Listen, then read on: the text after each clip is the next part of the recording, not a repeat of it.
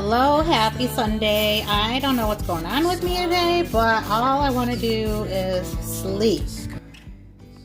It's probably just a classic case of trying to squeeze too much into one single weekend. What you see me doing is spraying my baking pan down with some nonstick spray, and I'm getting some Texas toast out of the package and just kind of lining it up. I'm going to make a French toast casserole or baked French toast. All right, there, I have all of my Texas toast slices lined up in my greased baking dish. I'm gonna get the egg mixture ready. Okay, I'm gonna show you something that I don't usually do. I don't usually use recipes, and I don't really go, I have cookbooks, but I don't use them very often. I kind of do my own thing. But it's been a long time since I've made baked French toast, so I got into my recipe binder, and this is just where I write down some of my own favorite recipes, like Rachel's Sloppy Joe's, Rachel's dressing that used to be Linda's dressing. I just needed a little bit of a reminder, like how much milk and all that good stuff, how much cinnamon. And this is just a really easy recipe. I used to make it a lot more often when my kids were younger, especially like for a holiday breakfast. Cracking 8 eggs into a bowl.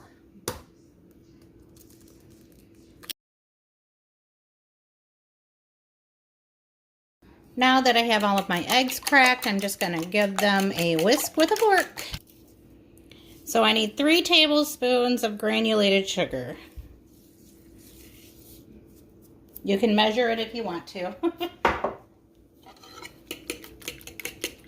Now I'm going to go and grab my half and half. Well, since my half and half is also my coffee creamer, I am doing about a cup of half and half and a cup of milk. It will be just fine. Honestly, I've made it with only milk before, and it still worked and tasted delicious. So just getting that all stirred in, and now I need my vanilla. And we're gonna do 1.5 teaspoons here.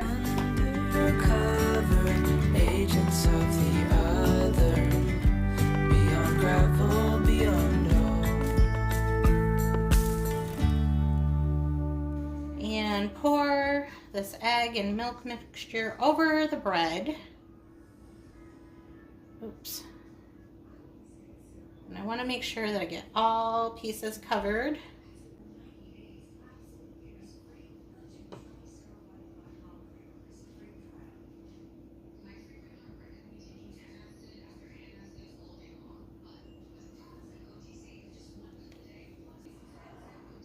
Okay, now it's time to put the cinnamon on.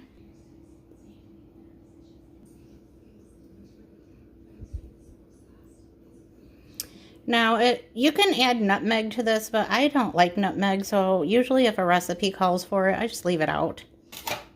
And that's it. It's so easy to put this French toast together. I'm just going to get it in the oven. And on my little card here, it says 350 for 30 to 40 minutes. So there we go. To go with our French toast today, I'm going to make some fried apples in the cast iron skillet. I've got a couple of Honeycrisp and a couple of Granny Smith apples, so we're just going to mix those up. Fireplace, do you know how?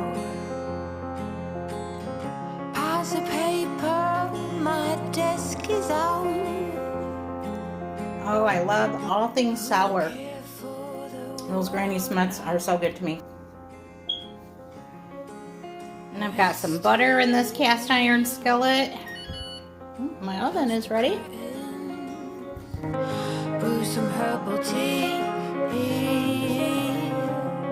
Sprinkle on some cinnamon.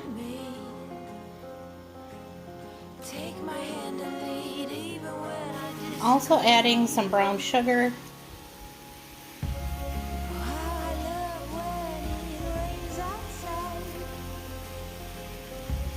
couple of teaspoons.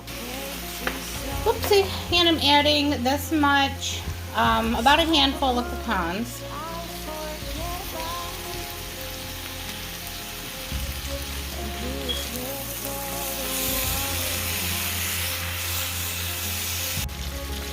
Can you even have French toast without bacon?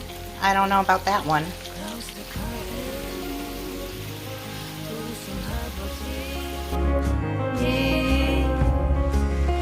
Reach out for me.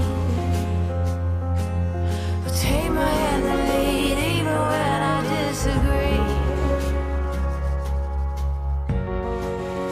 Maybe then I can relax. Maybe then I can relax. Bring my head loose in my bed.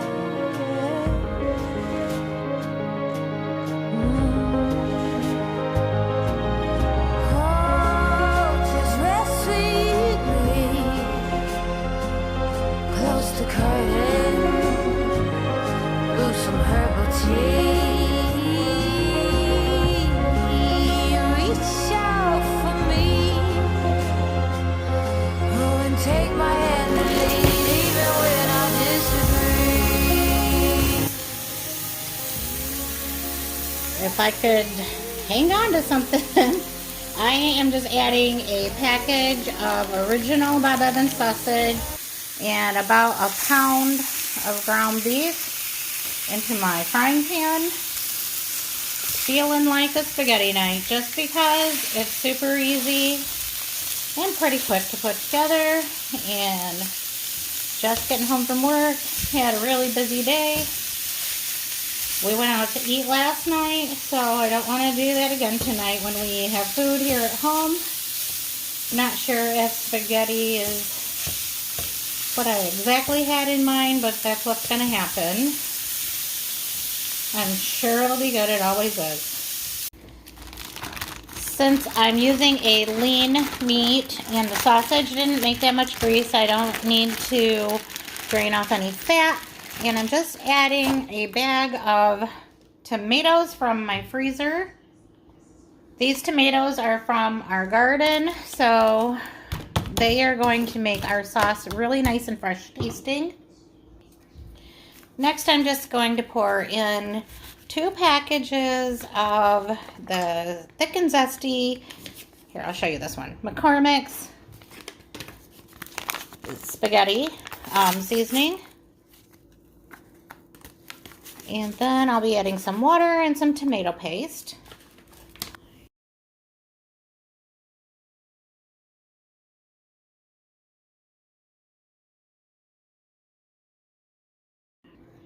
The package called for a can of tomato paste, but I'm just going to go with a few squirts because I did add my own tomatoes to this dish.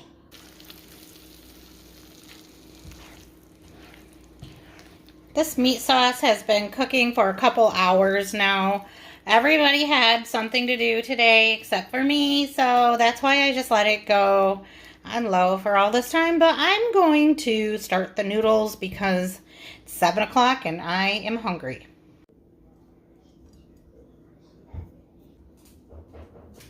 Here's my finished plate. I am just having some bread and butter, my spaghetti, and some cottage cheese. That's dinner tonight.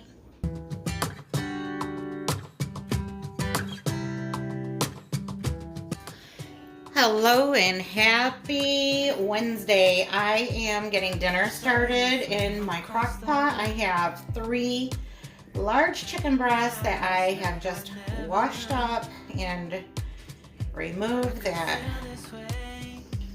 piece of stuff they put in the packaging. Hold on, let me wash my hands. Okay, now that we are down to the nitty-gritty of this recipe, all I'm doing is putting some chicken breasts into my crock pot, and I'm gonna let them cook until they are like easily shreddable. But to get started, I'm going to add some minced garlic and a little bit of sour cream.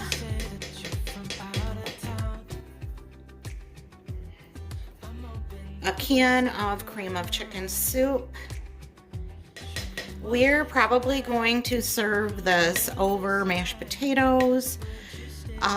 Originally I wanted to do like a chicken and potato and dressing casserole, but one of my kids does not like stuffing, so I figured it'd be easier to make it all individually and kind of let everyone do their own thing, although it would have been easier for me to do it all in one pot. I didn't want to have to do something separate for him. So I'm just giving that a little bit of a stir. Everything will kind of mesh together here in a couple hours, and I can stir again. That chicken's gonna make some of its own liquid as it cooks, and then we will get that shredded up. Just wanna get to know you.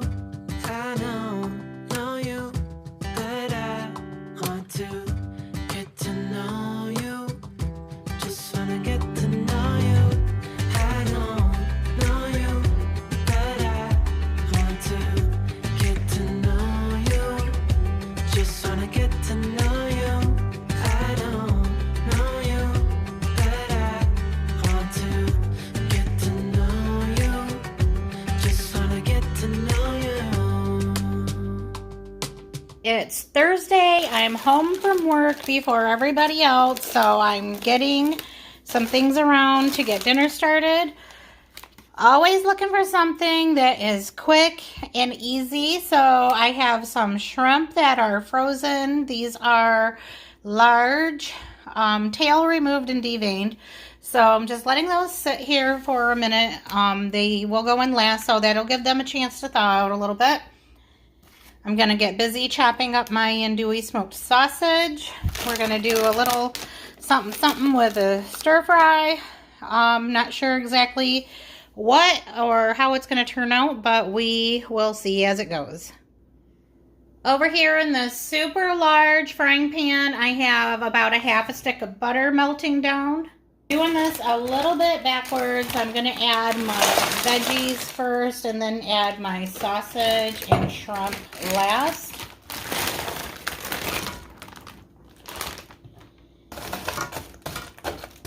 And I haven't decided if I'm going to make rice or just do some quinoa or what, but I'm kind of making it up as I go. No surprise here, I want a little bit of heat in this dish, so I'm going to put some jalapenos. I also want a lot of garlic. So we're just going to put it a little here and a little there. I am still feeling kind of nasally and stuffed up. I don't know if I'll ever be the same again, but we're going to do a lot of garlic because I just feel like it helps me breathe a little better. Now I'm just coming in with some of this Slap Ya Mama. Pour that into my hand first because I have a really bad habit of having things just dump out on me, and that's not something I want to happen with Cajun seasoning. Now while those veggies are getting cooked up, thawed out, whatever, everything's frozen, I'm just going to get started cutting up the sausage into bite-sized pieces. I am doing 2 packs of the sausage. We have full-grown children here, so somebody asked me why I make so much meat, and that is exactly why. I'm feeding some big guys around here. My husband is like 6'3", and our son is right behind him. So we're not feeding little ones, we're feeding big ones.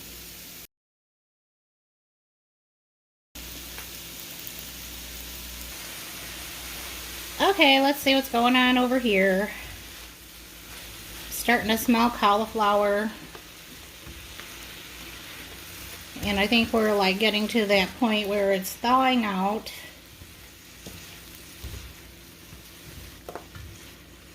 still cold, but probably at a good point where I can add the sausage to it.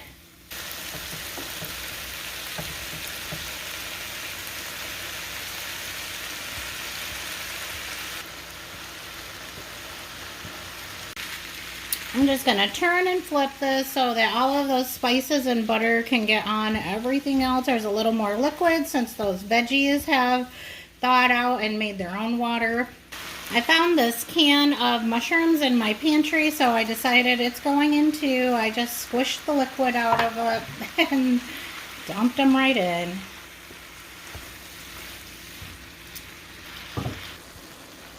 What am I doing? I just realized I forgot to add onions. Gotta have those, at least in our house we do. But you don't have to. I mean, if you don't want to chop up any veggies, then just don't. Or use the frozen, whatever. If you're excited like I was about having dinner basically done, just walk away. But here I am just adding an onion. These veggies are all softened up and simmered down. Yeah. Anyway, I have some liquid going on in here. I'm just going to make a well right here in the center and then add the shrimp. The shrimp is still a little bit frozen, which means we're going to get a little more liquid out of those. Anyway, just going to let those cook up and turn pretty and pink. Well, just because I want to make sure that that Cajun seasoning gets coated well onto that shrimp, I'm just going to add a little bit more right on the shrimp. I've decided that I want a fried egg with this. So I have my little pan here and I'm getting me one egg made up. This one just doesn't get any easier, I'm telling you. I'm just going to put my egg right in. Ah, did you see that? I almost lost it. Let's flip them back over. I would have cried. No, I wouldn't. I just would have started over. But I'm so glad I didn't lose my egg. Anyhow, there's my bowl. I am ready to dig into this dish. This is just the kind of one dish meal that I love.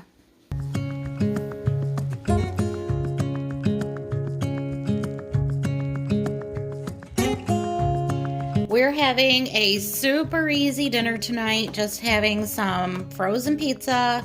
It's our first time trying the Motor City Pizza Company. But I see other people having it online and have heard good things. But I attempted to order a different kind of pizza, but they were out. So I thought I'd give this one a try tonight. And I'm just moving the pepperonis off because of course I'm adding extra cheese. And then they like to have the pepperoni on top of the cheese around here so that they get nice and crispy. My oven is already preheated because I was anxiously awaiting my grocery delivery today. So yeah, that can't get any easier. I didn't even have to go out and buy it because I had it delivered. And now I'm just gonna throw this in the oven. And we'll be having dinner in just a few minutes.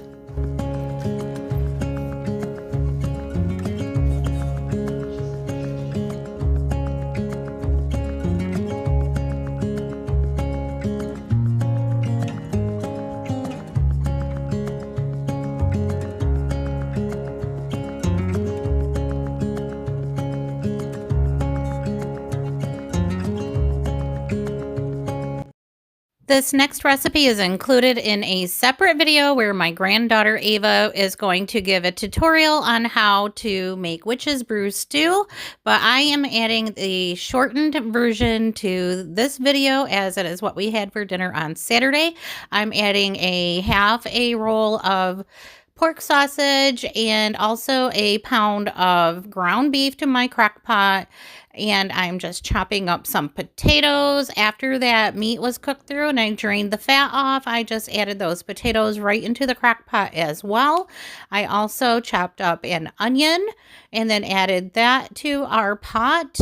And then I got to work making these cute little pumpkin shaped carrot slices by cutting 2 V's in the top of the carrot very carefully because those carrots are rolly. But after I got the V's notched into the top, I just punched them out and I had these cute little carrot shapes. And then after all of my carrots were cut into pumpkin shapes, I just added those to the crock pot next and then moved on to a celery rib. And we had so much fun making this recipe and calling the toenail or the onions toenails, and this French onion soup, we called it sludge because it just looked so brown and sludgy. And then of course we had to have some bat's blood, which was actually tomato soup. I did add some Italian seasoning. I did use a recipe for inspiration, and here I'm just using my coffee mug to add some water. The soup was a little different than what I normally make. As you know, we like really spicy and seasoned stews and soups or any kind of food, but this was good too. And here I'm just prepping those mushrooms ahead of time to make them look like skulls. And then those go in at the very end for about an hour until they're nice and shrivelly. This was a very fun recipe, and we had loads of fun making that video, so make sure that you're looking for that Halloween video with my grandchildren coming up soon. But I'm going to take this time to close out this video. Thank you so much for watching. I'll see you next time.